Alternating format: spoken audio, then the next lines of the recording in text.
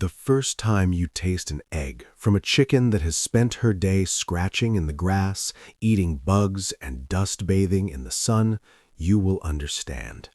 The yolk is orange, almost red, standing tall in the pan instead of spreading thin and pale. The flavor is deep, rich, almost buttery.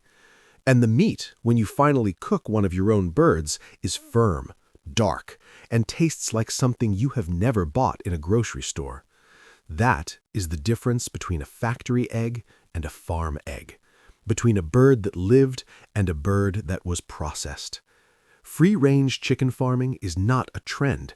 It is a return to the way things were done for thousands of years before the industrial food system turned animals into units of production. And today I'm going to show you exactly how to raise free-range chickens for eggs and meat. Whether you have a sprawling farm or a modest backyard, these principles will work for you. Let us begin. Welcome to Herd to Harvest, where we raise animals the way nature intended, where the chickens are outside, the eggs are orange, and the meat tastes like something worth waiting for. Today we are talking about free-range chicken farming, not the label you see on grocery store cartons, which often means a tiny door that opens to a tiny concrete pad. Real free-range. Birds on grass. Birds in the sun. Birds living like birds. Let us get into it. First, let us define what free-range actually means. True free-range means that your chickens have continuous access to the outdoors. Not for an hour a day, not when the weather is nice, continuous access from sunrise to sunset, every day that the weather allows. They are not confined to a cage. They are not packed into a dark barn. They are outside, moving, foraging, behaving like chickens have behaved for 10,000 years. The benefits are enormous for the birds and for you. Free-range chickens are healthier because they are not standing in their own waste. They're happier because they can express their natural behaviors, scratching, pecking, dust bathing, socializing, and they produce better food. Eggs from free-range chickens have higher levels of omega-3 fatty acids, vitamin E, and beta-carotene. The meat is leaner, firmer, and more flavorful. There is no comparison. Now, let us talk about the infrastructure you will need. You do not need $1 million. You do not need a fancy barn. You need three things: a coop, a run, and pasture. The coop is where your chickens sleep, lay their eggs, and escape from predators. It does not need to be large. Allow 2 to 3 square feet per bird inside the coop. For a flock of 12 chickens, a coop that is 4 feet by 8 feet is plenty.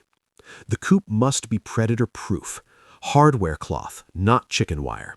Chicken wire keeps chickens in. It does not keep predators out. Raccoons will reach through chicken wire and pull a chicken apart piece by piece. Rats will chew through it. Dogs will tear it. Use hardware cloth with half-inch mesh. Bury it at least 6 inches into the ground around the perimeter to prevent digging predators. The coop needs roosts, horizontal bars where chickens sleep. Allow 8 to 10 inches of roost space per bird. The roosts should be higher than the nesting boxes because chickens instinctively want to sleep in the highest available spot. Nesting boxes are where hens lay their eggs. 1 box for every 3 to 4 hens is sufficient. Fill them with straw or wood shavings. Keep them clean. A hen will not lay in a dirty box. The run is an enclosed outdoor area attached to the coop. Even free-range chickens need a run for times when you cannot let them out. Bad weather, predator warnings, your own schedule. The run should provide at least 10 square feet per bird. More is better. The run should have a roof or netting to protect against aerial predators like hawks and owls. It should have hardware cloth buried around the perimeter, and it should have enrichment. A pile of leaves, a hanging cabbage, a dust bath area filled with sand and wood ash. Chickens get bored. Bored chickens peck each other. Enrichment prevents that. The pasture is where the magic happens. This is the free-range part. Your chickens need access to fresh grass, weeds, bugs, and sunlight. The ideal system is rotational grazing. You divide your pasture into sections called paddocks. You let the chickens into one paddock for a period of time, then move them to the next. This prevents overgrazing, reduces parasite buildup, and gives the grass time to recover. A simple system for a small flock uses portable electric netting. This is lightweight fencing that you can move by hand. It is powered by a small battery charger. The chickens learn to respect it quickly. Move the fence every few days to a fresh patch of grass. The chickens will eat the bugs, scratch up the soil, and leave their manure behind. A few weeks later, that patch of ground will be richer and more fertile than before. You can follow the chickens with your vegetable garden. They do the tilling and fertilizing for free. Now let us talk about what to feed your free-range chickens. The common misconception is that free-range chickens feed themselves entirely. They do not. They will get a significant portion of their diet from foraging, especially in warm months when bugs and plants are abundant. But they still need supplemental feed to ensure they get complete nutrition. A good quality layer feed for hens or grower feed for meat birds should always be available. The feed provides balanced protein, vitamins, and minerals that foraging alone cannot guarantee. In addition to feed, offer kitchen scraps, vegetable peels, fruit rinds, bread, rice, pasta. Avoid raw meat, dairy, and anything salty or sugary. Also offer grit, small stones or crushed oyster shells, which help chickens digest their food. And offer calcium, crushed eggshells or oyster shell for hens to produce strong eggshells. One of the biggest advantages of free-range chickens is the reduction in feed costs. In summer, when the pasture is lush and bugs are everywhere, your chickens may eat 30 to 50% less commercial feed. That adds up. Over a year, a flock of 12 chickens might save you $100 or more in feed costs, and you are getting better eggs and meat in return. Now, let us talk about breed selection. Not all chickens are suited to free-range living. Some breeds are too docile and will not forage effectively. Others are too flighty and will try to escape. For eggs, some of the best free-range breeds are Rhode Island Reds, Plymouth Rocks, Australorps, and Orpingtons. These are hardy, intelligent, and excellent foragers. They will range far and wide, finding their own food, and return to the coop at dusk. They are also cold-hardy and heat-tolerant. For meat, the best free-range breeds are the traditional heritage breeds. Cornish cross are the standard meat bird in industrial farming, but they are not good foragers. They have been bred to sit and eat. They will not range. Instead, look at breeds like the Freedom Ranger, the Red Ranger, or the traditional Cornish. These birds are slower growing, taking 12 to 16 weeks to reach slaughter weight instead of 6. But they are active, healthy, and delicious. The extra time is worth it. If you want a dual-purpose flock, birds that provide both eggs and meat, consider breeds like the Delaware, the New Hampshire, or the Buckeye. These are excellent layers and also produce a good carcass when their laying days are done. They're active foragers and hardy in most climates. Now, let us talk about the daily routine of a free-range chicken keeper. Morning. Open the coop. Let the birds out into the run or directly onto the pasture if the weather is good and predators are not a concern. Check the waterers. Clean and refill as needed. Chickens need clean water at all times. Check the feeders. Add more feed if necessary. Collect eggs. Eggs should be collected at least once a day, twice if possible. The longer an egg sits in the nest, the more likely it is to get dirty, cracked, or eaten by a chicken who has developed a taste for them. If you have a chicken that eats eggs, it is very hard to break the habit. Collect early and often. Midday. If you're using rotational grazing, this is a good time to move the fence. Chickens graze most actively in the morning and evening. Midday, they tend to rest in the shade. Moving the fence while they are resting is easier. Check for any signs of illness or injury. A chicken that is isolated from the flock, fluffed up, or not eating is likely sick. Separate her immediately and observe. Check for parasites. Mites and lice are common in free-range flocks. Dust baths help, but you may need to treat the coop with diatomaceous earth or other natural remedies. Evening. As the sun begins to set, the chickens will naturally return to the coop. They have a strong instinct to roost indoors at night. Close the coop door securely. Predators are most active at dusk and dawn. Count your birds. Make sure everyone is inside.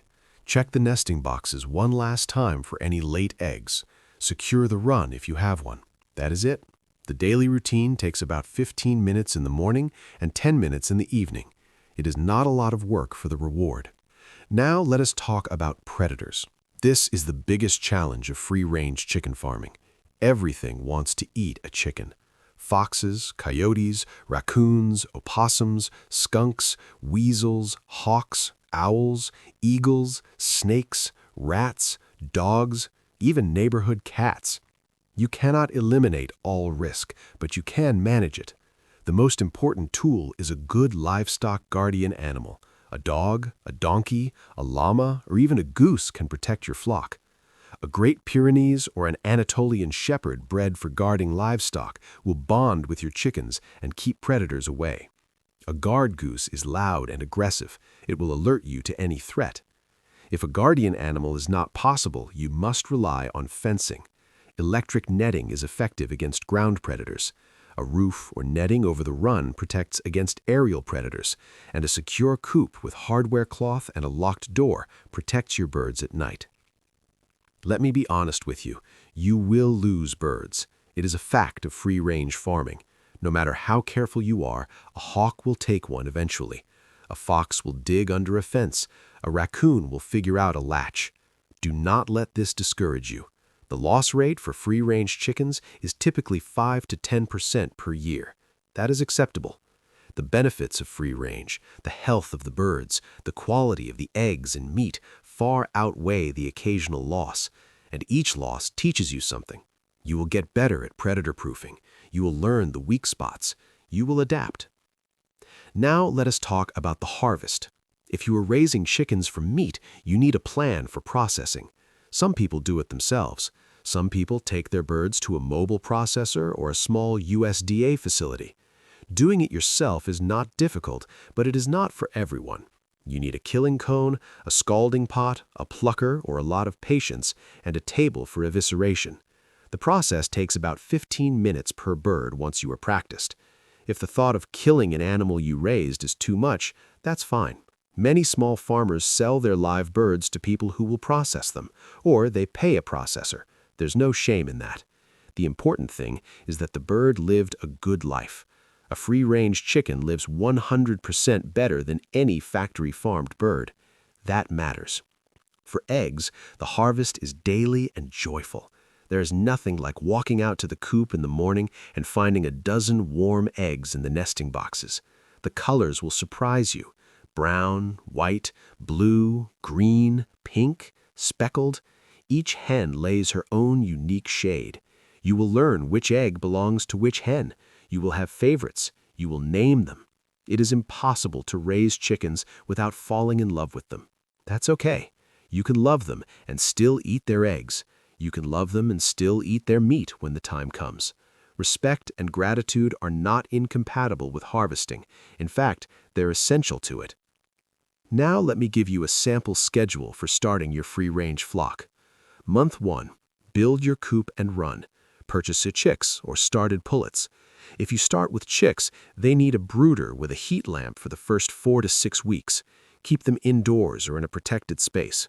Month 2, move the chicks to the coop. They are now feathered enough to regulate their own temperature.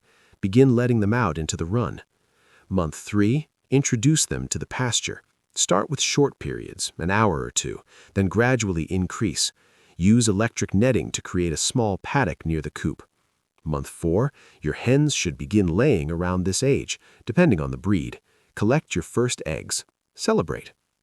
Month 6, your meat birds, if you started them, are ready for processing. You have raised them from chicks to harvest. You know exactly what they ate, where they lived, and how they were treated. That is peace of mind that no grocery store can offer. The cost of starting a free-range flock varies. A basic coop and run can be built for $200 to $500. Chicks cost $3 to $5 each for standard breeds, more for rare breeds.